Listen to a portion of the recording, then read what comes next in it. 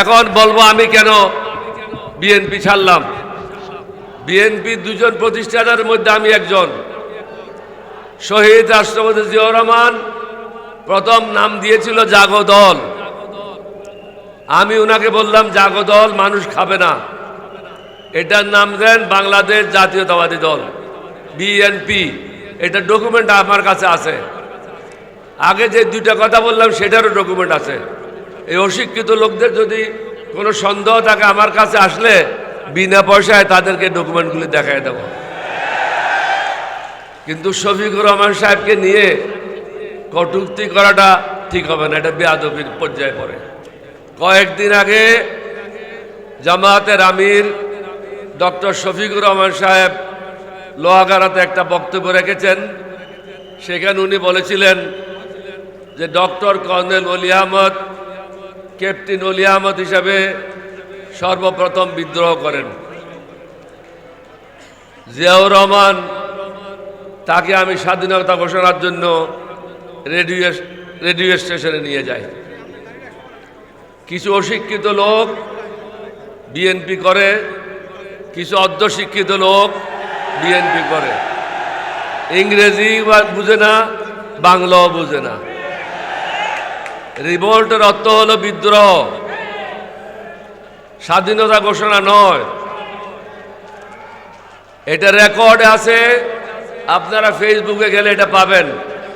ACR annual confidential report, বার্ষিক গোপনীয় প্রতিবেদন। এটা জিয়াউর রহমান প্রথম লিখেছিল 1972-তে এই কুমিল্লা ক্যান্টনমেন্টে। তিনি লিখেছেন, ইংরেজিতে বলবো, this officer played the main part which enabled 8 East Bengal Regiment to revolt on the crucial night of 25 March। অর্থাৎ 24, 25 এবং 26 রাত্রে গুরুত্বপূর্ণ সময়ে 8ম বেঙ্গল রেজিমেন্টকে নিয়ে এই অফিসার সর্বপ্রথম বিদ্রোহ করে। 8ম বেঙ্গলের দ্বিতীয় সিনিয়র অফিসার তৎকালীন মেজর মীর শওকত আলী, পরবর্তী পর্যায়ে লেফটেন্যান্ট জেনারেল মীর শওকত আলী, তিনি লিখেছিলেন, this officer on his own initiative asked Ziaur Rahman two declare independence of Bangladesh. অর্থাৎ এই অফিসারেই তার নিজ উদ্যোগে জিয়াউর রহমানকে বলেছিলেন স্বাধীনতা ঘোষণার জন্য। তাহলে প্রথম বিদ্রোহ কে করল? ক্যাপ্টেন অলি আহমদ। 5 মিনিট পরেই জিয়াউর রহমানকে গুলি করে হত্যা করে কর্ণফুলীতে ফেলায় দেওয়ার কথা। আমার টাইমলি অ্যাকশন, যথাসময়ে পদক্ষেপের কারণে জিয়াউর রহমান আল্লাহর মেহেরবানিতে, আল্লাহর হুকুমে রক্ষা পেয়ে যান। স্বাধীনতা ঘোষণার ব্যাপারে তাকেই আমি পরামর্শ দিয়েছিলাম। কেন পরামর্শ দিয়েছিলাম?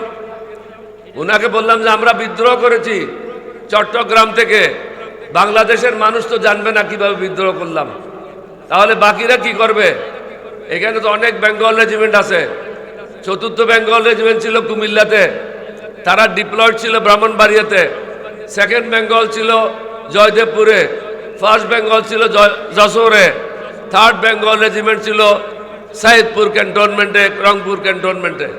আমরা যদি সেদিন বিদ্রোহ না করতাম এবং রেডিওতে যদি বাংলাদেশের স্বাধীনতা ঘোষণা না হতো, তাহলে এই বেঙ্গল রেজিমেন্টগুলি আর বিদ্রোহ করতো না এবং পৃথিবীর লোকেরাও জানতো না যে এখানে একটা প্রশাসনের বিরুদ্ধে বিদ্রোহ হয়েছে। কিন্তু এই অশিক্ষিত লোকেরা বিদ্রোহ শব্দটার অর্থও বুঝে না, যার জন্য জামাত আমিরের বিরুদ্ধে কিছু কথা বলছে। তাদেরকে বলবো লেখাপড়া করো, গুন্ডামি করে দিন চলবে না। এখন বৈজ্ঞানিক যুগ। এখন বলবো আমি কেন বিএনপি ছাড়লাম। বিএনপি দুজন প্রতিষ্ঠাতার মধ্যে আমি একজন। শহীদ রাষ্ট্রপতি জিয়াউর রহমান প্রথম নাম দিয়েছিল জাগো দল।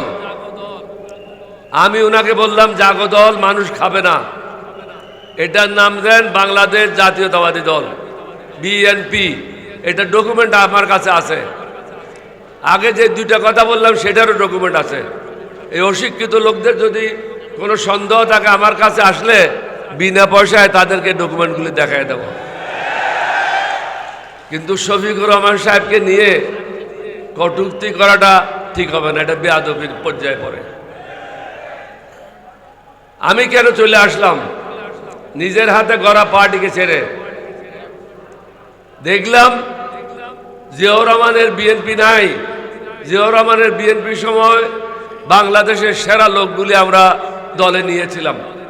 আপনাদের কুমিল্লার সন্তান আজিজুল হক সাহেব ইংলিশের প্রফেসর, ঢাকা বিশ্ববিদ্যালয়ের, ওনার মতো লোক অ্যাডভাইজার ছিল। কিন্তু জিয়াউর রহমানের মৃত্যুর পরে আস্তে আস্তে অধঃপতনের দিকে যাইতে লাগলো। বেগম জিয়ার সময় এসে আমরা কিছু থামাইয়ে দিলাম, কিন্তু 2001 সালের পরের থেকে এই দলটি দুর্নীতিবাজ ব্যবসায়ীদের হাতে চলে যায়, সন্ত্রাসীদের হাতে চলে যায়, অশিক্ষিত লোকদের হাতে চলে যায় এবং ঋণ খেলাপিদের হাতে চলে যায়। এটার আমি প্রতিবাদ করেছিলাম, কিন্তু আমার কথা শুনে নাই। তখন আমি চিন্তা করলাম, আমার কথা যখন শুনে নাই, আমাকে এই বিদায় নিতে হবে।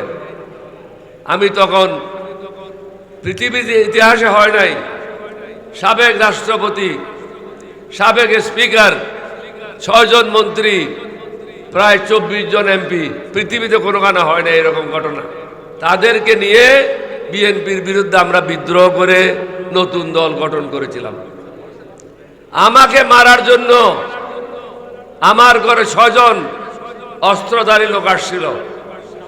আল্লাহর মেহেরবানি, নবীজির দয়া আমাকে করতে পারে নাই। আমার লাইফের উপরে এই যাবৎ 6 বার অ্যাটেম্প নেওয়া হয়েছে, কিন্তু আমি কখনো মরব না। আপনাদেরকে অনুরোধ করব, যে দলটা জনগণ প্রত্যাখ্যান করেছে, একটা হলো আওয়ামী লীগ আর একটা হলো বিএনপি। এটা প্রত্যাখ্যিত জনদল। যে দলের নেতা বলে আমি দেশে যাব কিনা, এটা আমার উপর নির্ভর করে না, এটা নির্ভর করে অন্য বিষয়ের উপরে। অর্থাৎ মোদি সাহেব অনুমতি দিলে আসবে, মোদি সাহেব অনুমতি না দিলে আসবে না। আপনারা কি মোদির গোলাম? তাহলে চিন্তা করতে হবে, বাংলাদেশের লোকজনকে চিন্তা করতে হবে কোন পথে যাবেন। মোদির গোলামি করবেন না বাংলাদেশের জনগণের গোলামি করবেন, এটা চিন্তা করতে হবে। এখানে জামাত ইসলামের বিষয় না, এলডিপির বিষয় না, বাংলাদেশের স্বাধীনতা সার্বভৌমত্বের বিষয়। এই প্রথমবার আমরা সুযোগ পেয়েছি। আমিও জামাতে যোগ দিই নাই, জামাত এলডিপিতে যোগ দেয় নাই। আমরা কয়েকটা দেশপ্রেমিক দল, জাতীয়তাবাদী শক্তি একত্র হয়েছি কতগুলি কর্মসূচি হাতে নিয়ে। এই কর্মসূচিগুলি কি? এই কর্মসূচি হচ্ছে আমরা ন্যায় শাসন প্রতিষ্ঠা করব, সুশাসন প্রতিষ্ঠা করব, টেন্ডারবাজি বন্ধ করব, দুর্নীতি বন্ধ করব, ঋণ খেলাপিদের জেলে আবদ্ধ করে তাদের থেকে ঋণগুলি পরিশোধ করার ব্যবস্থা করব। যেটা সৌদি আরবে করেছিল, সবাইকে হোটেলে আবদ্ধ করে তাদের কাছ থেকে টাকাগুলি উদ্ধার করেছিল। আমাদেরকেও সেই ব্যবস্থা নিতে হবে। কোনো কাকেও ছাড় দেওয়া যাবে না। তাদের বাপের টাকা না, এগুলি হলো জনগণের টাকা। জনগণের টাকা খাবে আর আমরা বসে বসে তামাশা দেখব, এটা হবে না। এটা হলো আমার জীবনের শেষ যুদ্ধ। 87 বছর বয়স। আমি তাহের সাহেবের ডাকে এগিয়ে আসছি বাংলাদেশের জনগণকে বলার জন্য, নিজের পায়ে নিজে কুড়াল মারবেন না, দেশটাকে বাঁচান। আমরা বুড়া হয়েছি, কিন্তু যুবকদেরকে এগিয়ে আসতে হবে। আমাদের 1400 ছেলে আত্মাহুতি দিয়েছে, শাহাদত বরণ করেছে।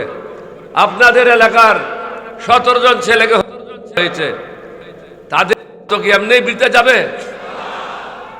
আমি আবারই বলবো, এখানে 11 দলীয় ঐক্য জোটের বিষয় না, এটা হলো বাংলাদেশের অস্তিত্বের বিষয়।